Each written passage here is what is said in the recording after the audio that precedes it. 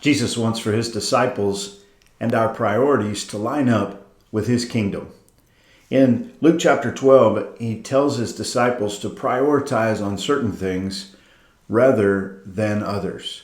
This world prioritizes what they're going to wear and their physical needs, and they prioritize money and treasure. Jesus says, I want you to prioritize for the kingdom. I want you to prioritize differently in your life.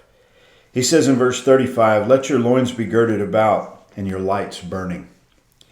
And ye yourselves like unto men that wait for their Lord when he will return from the wedding, that when he cometh and knocketh, they may open unto him immediately. Blessed are those servants whom the Lord when he cometh shall find watching.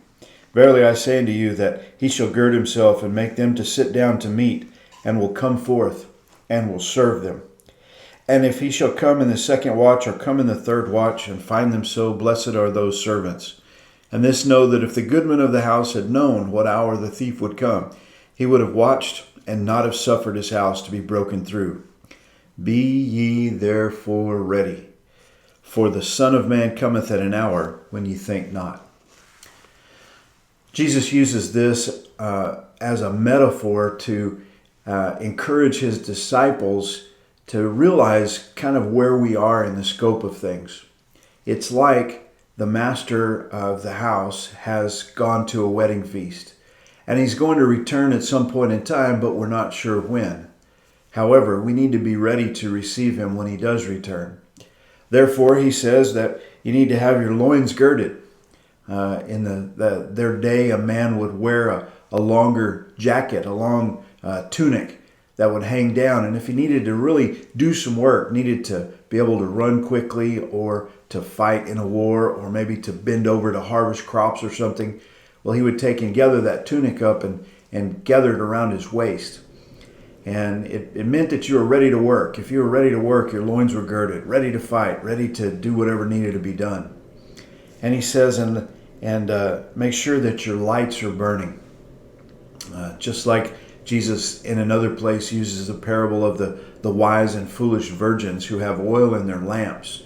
Make sure that you keep the light on. You remember the commercials years ago when I was a kid for Motel 6, Tom Bodette, he would always say, we'll leave the light on for you.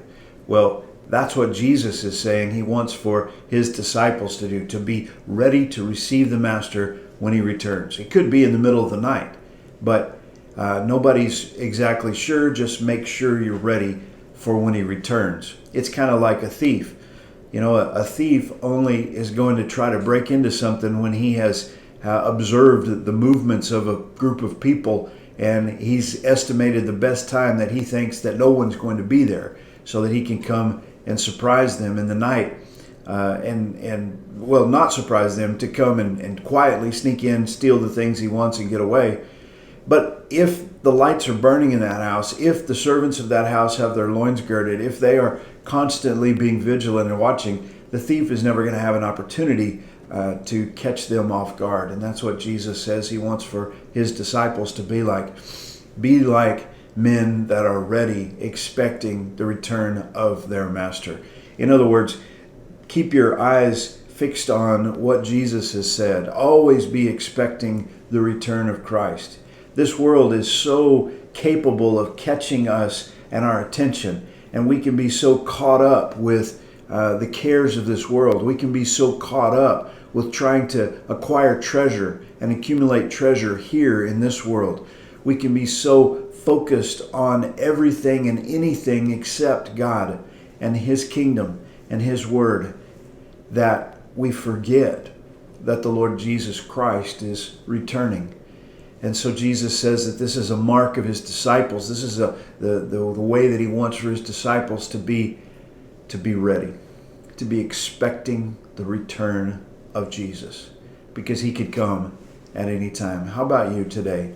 Are you expecting Jesus' return? Are you prioritizing your life along with kingdom priorities? I want to encourage you to do that today. God bless you. Have a great day.